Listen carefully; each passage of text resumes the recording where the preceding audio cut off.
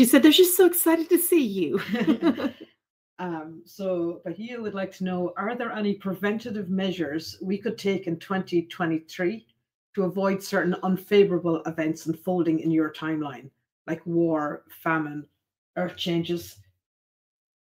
Sorry, cats are going to go at it here. That was the question. Sorry, Andy.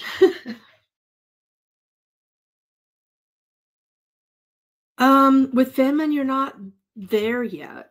There's so many areas in your own country that you don't have managed. You don't have homelessness managed. It's still quite a big problem. You don't have your own poverty and homelessness managed and famine managed. Granted, it's a different degree. It's very different in our country than third world countries when it comes to famine and poverty. But the U.S. has decided in particular that in this country, we've decided to focus a little bit more on managing our own homelessness, our own poverty, our own famine. I feel like we should probably get that under control and clean out our own house first before we can say that we can help other countries. And we've had to do that because of the degree of homelessness, particularly in California.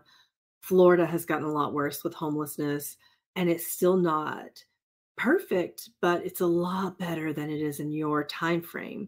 But we're still in no degree really ready to help other countries with their issues right now with homelessness. So we haven't helped a lot around the world. I know that's pretty typical of Americans not helping, and we still are in no way, shape, or form ready. We're still clearing off our own doorstep, really trying to manage our own problems right now. And we back down from a lot of problems with other countries, with helping and sticking our noses in and trying to make it better and then making it worse and causing all sorts of problems diplomatically with other leaders. We've stepped down from a lot of that. But the biggest thing that you can do to prevent homelessness right now is to help homeless people and to put yourself in a position to clear your debts, to follow your dreams, and to understand that everybody in my time is self-employed. Stop depending upon other people. If you're renting, you need to buy, and you need to buy soon. Even if it's something that you don't like, just get something and get somewhere, because your world is about to go crazy. And it's already starting this year with some of I think I told you about this last time, that you had it's not really a virus. It's more like a fungus or a parasite, but there's something coming that's already here and it's going everywhere.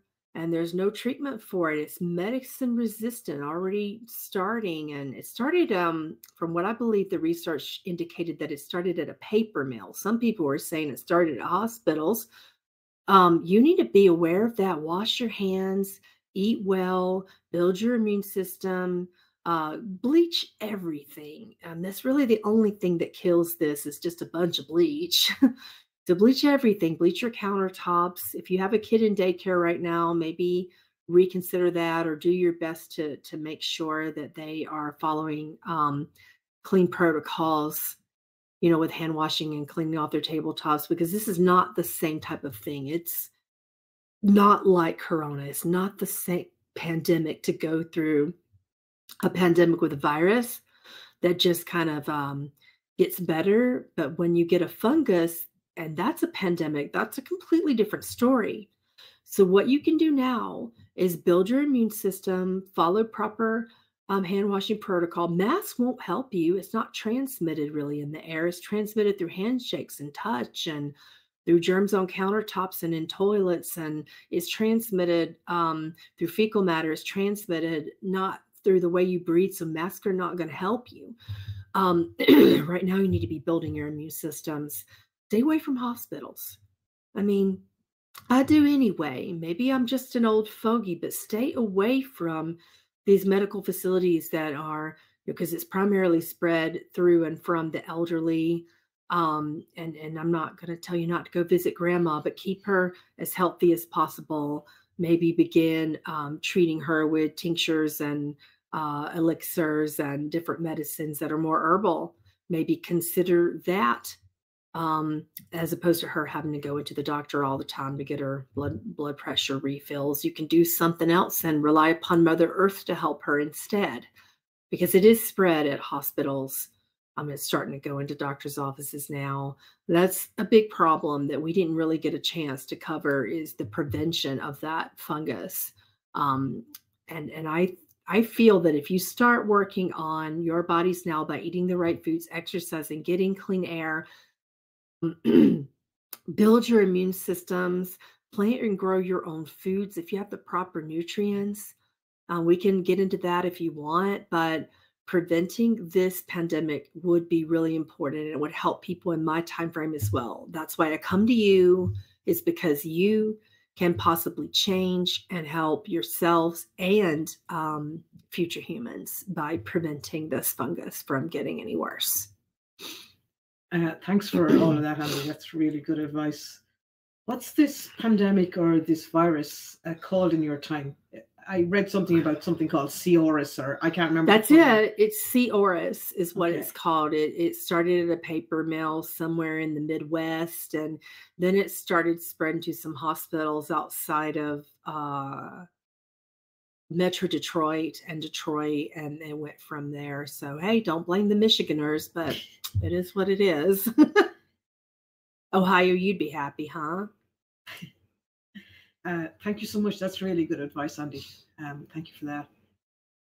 Another question we have here is, how can we make the soil more fertile?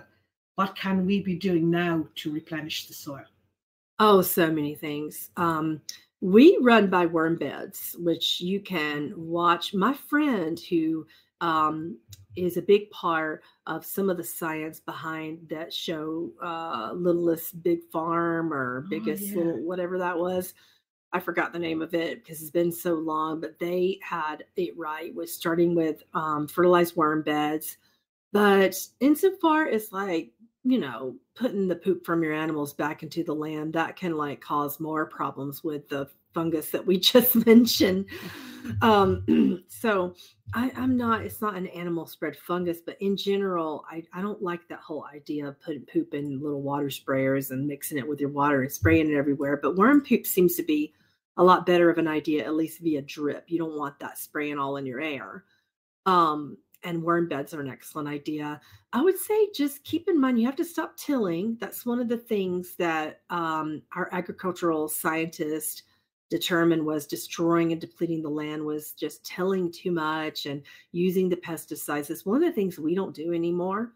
Most of the many countries around the world are adopting this. It did not start in the US. It started in Europe, and it spread throughout Ireland. It went through many different places in the UK, and then it went these ideas about soil regeneration from stopping the tilling, just stopping the tilling. We have different ways now. We have more jobs, more man-made farms from just regular workers that are paid well. We have differences in what we can charge for food. So the food costs had to go up, unfortunately, but we have programs for those who can't afford it. In our country, you can get all sorts of food through food stamps are more available. So many different programs, both in the US and the UK, have made affordability for true organic farming a lot more available. To just go to your local co-ops, to go even to the local farmers market stands will accept this tender through your governments that's similar to food stamps, but it's not called that anymore. It's called something else. So that program expanded here in the US, and then the UK adopted it. So you can just go get, if you can't grow your food because you live in a city and you're still busy deadening your soul with these difficult jobs. I'm sorry to say it, not many people are doing that anymore. You're CEOs of your own companies. And you hire people and you pay them well, and the people who work for you work with you at equal shares. People like get shares from the bottom to the tops of companies, and no matter what position you're in, you have shares of companies in my time. So it's just a completely different world. And I know you're not going to believe me, but us almost going to war is what caused Americans in particular to wake up. We had to change. We had to begin to regenerate our soil in various ways. We use colloidal silvers. We don't use pesticides anymore. Or for those of us, like I use neem a lot. But I recognize that not everybody wants to even kill insects anymore, because that killing the insect population is a problem. But if I have to, I'll use neem on my plants that can handle it. Some can, some can't. Um, but we've just come up with many ways to regenerate the soil, to come up with, if we have to use pesticides, that they're natural and don't hurt the soil and don't hurt the plants. But generally speaking, we let the insects do their jobs, and we let nature work with us, not against us.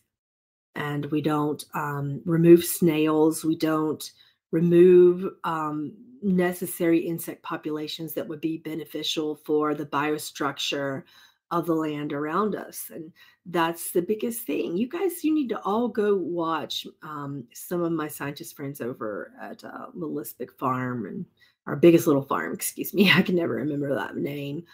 And the guy that I knew, he passed away, but he, you all need to go learn from them some things, because that type of lifestyle and regenerative agriculture is really big, and it becomes bigger primarily because you're just living in a dust bowl. You can't even get things to grow in the right way. Food doesn't taste the same anymore. And I know that many of you are thinking, well, I just going to go to the grocery store and go home and go to work, but your lives are going to change in that way as well. A lot of the natural disasters that are coming up over the course of the next several years cause you to think more about wanting to start your own companies, to employ people in ways, and to treat people, employers and employees, differently. It's just a whole different ball game now. I'm sorry, I'm talking too much. It's so different in just this short amount of time. Yeah, thank you for that. And no, you're not talking too much. Keep telling us everything that you can. It's perfect. Thank you for that answer. The next question is from John, and he said, what happened to the value of precious metals such as gold and silver in the last 7 years? Well, you're going to be really surprised, but the value has shot up. They're extremely valuable. So if you want to get your hands on gold and silver, now is that time. These next 5 years, you need to buy a home or buy property so that you can build a home, something. I don't care if you buy property and put a trailer on it. You just need to get out of debt, do everything you can, because your world is about to go topsy-turvy, and you're going to be scared, but then you're going to realize it was all for the best, and you're going to realize why. And you're going to be happy. If you invested in gold and silver, you're going to be very, very happy about that. I also wanted to alleviate some of your fears about going digital. Some of you have some interesting conspiracy theories going around, and you believe it. You believe it. You would fight me to hell and back over us possibly going into all digital assets, and it's not going to happen. It never happened. So cash is still very much king and very valuable all around the world, especially here in the UK and Canada. That has not changed. Thank you for that, Andy. Melody would like to know, how differently evolved are school systems now in 2030 in the US and Canada? Canada, you need some work.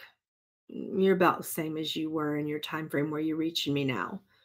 The US, you've made some progress. You got tired of all the shootings, and you started just changing law in a different way that caused some unfortunate riots. And a lot of the Republican Party were up in arms about this, but you had to get some better gun control laws. And you also have guns where guns are needed. You have them in federal buildings. You have them in banks. You have, most of your schools are guarded, armed guards, and they are shoot to kill. They will not let a student shoot anybody up. If that happens, they will shoot that student who has the gun. There's no shoot first, ask questions later here in Texas. Now, that's not the way all the way around the world. Some people don't like it that we have permission to just shoot a kid, but if he has a gun, he's going to get shot on the spot.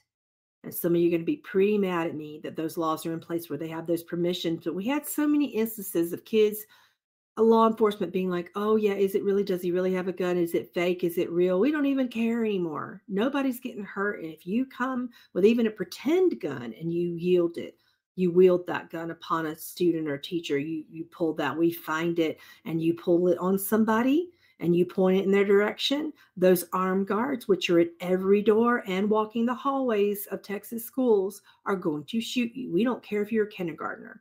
So, no, that's just Texas. But it's not that way in New York. It's not that way in Canada. Obviously, there's completely different laws. It's not that way in Ireland. It's not that way because you don't have those problems. But it is that way in central Midwest US and in Texas and in most southern states. It's not that way in Colorado, which is unfortunate because you're still having problems. We are in the process of changing gun law, but there's a lot of riots, and most Americans are just like, don't take my guns, and we don't want to have civil war over this. And we almost got there a couple years ago. We almost went into civil war in this country over the passing of some laws, and then we had to really back that up and shift that and look at that and relook at that all over again because Americans were afraid that their guns were going to get taken. Meanwhile, the school shootings were just getting worse and worse and worse. So what we did, here's the law that was reinstated, as opposed to us taking your guns or in the government taking your guns, or as you would say. We decided in legislature, everyone made the decision there in Congress to enact a law that says, okay, we're not going to take your guns, but we do have stronger, there's the two things that happen. Our country does have stronger background checks. That was reinforced, and that started a lot of riots, almost civil war just over that. You guys are so sensitive. I get it. I'm not Republican or Democrat. I'm an independent. But I get it, and I have 2 double barrel shotguns and 4 pistols. So I understand where you're coming from. There ain't nobody coming on this property. Pamela's lucky I didn't put a cap in her rear end. So I get where you're coming from. So calm down. But the background checks, they're strong. And here's the second law that was passed. We enacted a law that basically says that if a kid, we don't care how old you are, you could be a kindergartner. If you shoot up a kid, if you shoot up a school, your parents are responsible. Your parents are the ones who go to court. How did you get that gun when it was supposed to be in lock and key in your gun cabinet, right? So your parents are the ones responsible, or your grandparents, whoever you lived with that allowed that to happen, will go to jail on your behalf, or at least be tried in court. And we've had a couple of grandparents and parents and aunties and uncles, possibly on the line here. And one has already gone to jail, and that made headline news in Dallas. So it's just, if parents are more responsible, yeah, you can have your guns, but if you're more responsible and don't let your kids and grandkids get a hold of these guns and bring them to school, then the problem stopped. And that's evidenced by my time frame. We haven't had a school shooting in over a year anywhere in our country because of these laws that were passed 2 years ago. I'm just sad that it took that long to pass them. And again, I like guns. I'm a Texan, but I got grandkids and I don't want them hurt. I don't want teachers hurt. I don't want anybody hurt. So we had to do those two things. And that's something that was huge. And we almost went into civil war over it. Wow. Thank you for that, Andy.